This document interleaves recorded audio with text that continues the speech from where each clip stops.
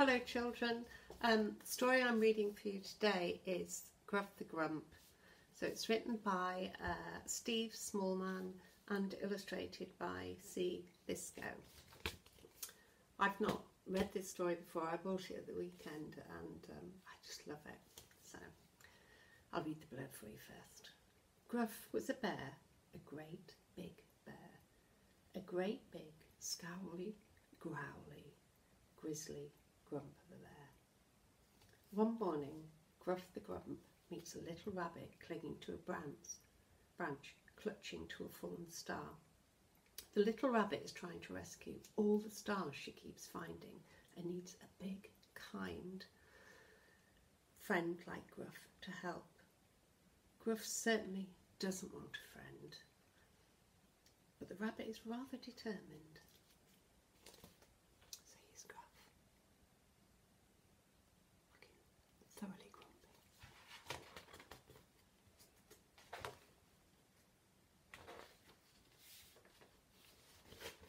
And here are opening pages, Gruff the Grump on the riverbank. Oh, it's just a little shelf in his cave. What do we think they are? Gruff was a bear, a great big bear, a great big, scowly, growly, grizzly Grump of a bear. He lived all alone in a musty, dusty old cave where nobody ever came to visit. There he is in his cave, all alone.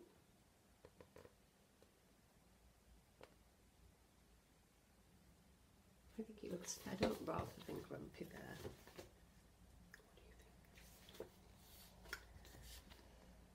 do you think? The other animals hid when they saw him coming. They called him Gruff the Grump. Went Gruff the Grump to show he didn't care. One morning Gruff the Grump was stomping through the forest when he saw something strange. It was a small, upside-down rabbit high in the branches of a tree. Now I have to show you this, children, because what has happened in this book is where the upside-down rabbit is talking, what he says is upside down. So I'm going to have to turn the book around to read it. Hello, Mr. Bear, said the rabbit, upside downly. I'm a bit stuck. Can you help me down, please? Thank you very much. Back the right way. Scowled Gruff the Grump, and he turned to walk away. Oh, please, Mr. Bear, please get me down, pleaded the rabbit. There he is. Sorry, it's a she, the rabbit. She's very, very sweet. Much to Gruff the Grump's surprise, he found himself lifting the little rabbit gently down to the ground. Thank you, Mr. Bear, said the rabbit. There was a fallen star caught in the tree, so I had to rescue it, but then I got stuck, and then you had to rescue me. Here, she said with a smile, you can have it. She carefully put the fallen star in the old bear's huge, hairy paw and hopped off home. So you can see here, she's rescued him. Sorry, he's rescued her. And here she is giving the bear that fallen star.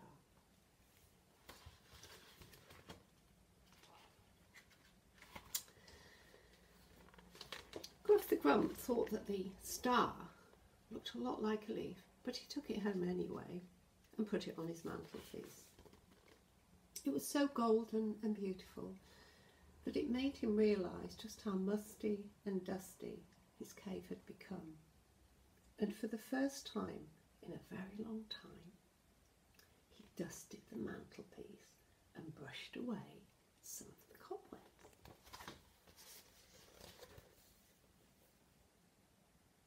So here he has his golden star that little rabbit gave him.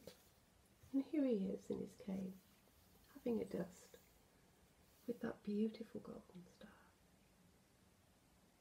placed on the mantelpiece.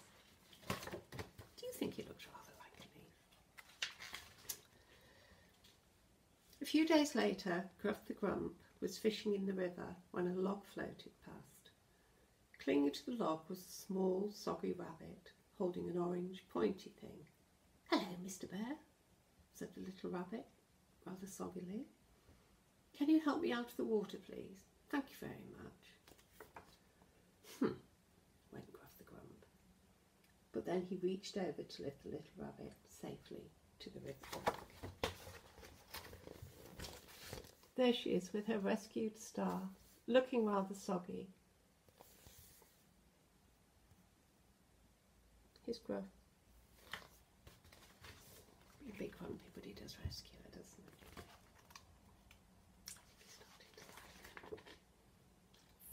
Thank you, Mr. Bear," said the rabbit.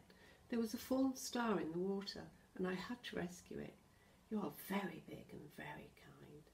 Will you look after it for me?" But Gruff the Grump just turned and lumbered away. That means he sort of walked very slowly and heavily. He was feeling a bit funny. Nobody had ever called him kind before. "But Mr.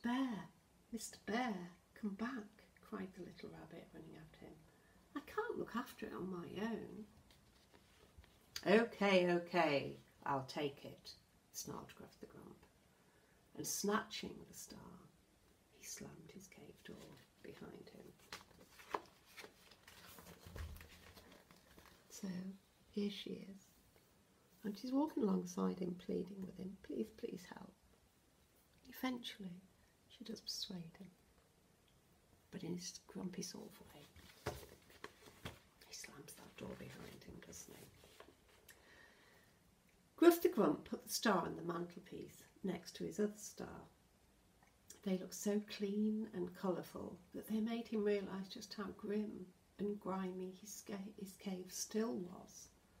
So for the first time in a very long time, he swept up the old pine needles from the floor. Now his cave was clean, but it was bare and empty inside, and suddenly Gruff felt like a bear who was empty inside too. He started to feel sad. And when he'd finished feeling sad, he started to feel cross.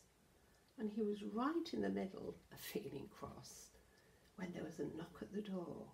"What is it now?" he shouted. So here we have those beautiful stars, and here we see Gruff sweeping the floor, trying to brighten things up.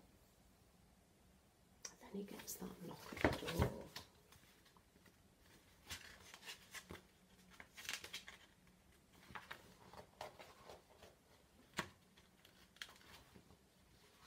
It was a little rabbit with a whole barrow full of stars.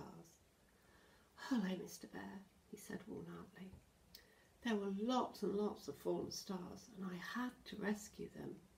"Go away," Gruff the Grump roared. "I don't want any more stars." Then, to his great surprise, the little rabbit burst into tears. Here she is, with a whole barrow full of stars, and there's Gruff shouting at her.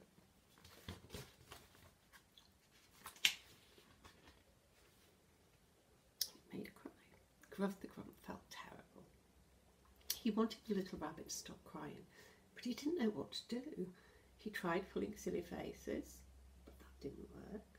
He did a funny dance, but that didn't work either. Then he sat down next to her and said, "I'm sorry I shouted at you, little rabbit.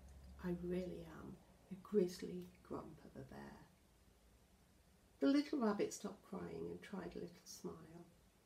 And for the first time in a very long time, Gruff the bear smiled too. So here she is, very upset. Gruff's actually trying everything to cheer her up.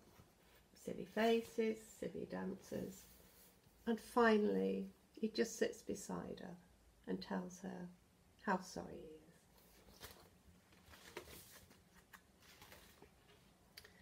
Gruff and the little rabbit scattered the stars around the cave, laughing out loud as they fell like fiery snowflakes all about them. The little rabbit stayed and played with Gruff until nearly bedtime. "I have to go now," she said sadly. "Will you come again soon?" asked Gruff. "Very soon," the little rabbit smiled. Then she kissed him good night and hopped off home. Doesn't that look magical, children? There's our little rabbit sat in that barrow, still full of stars, and they're throwing them in the air. Looks wonderful. And then, when it's time for bed, little rabbit goes home.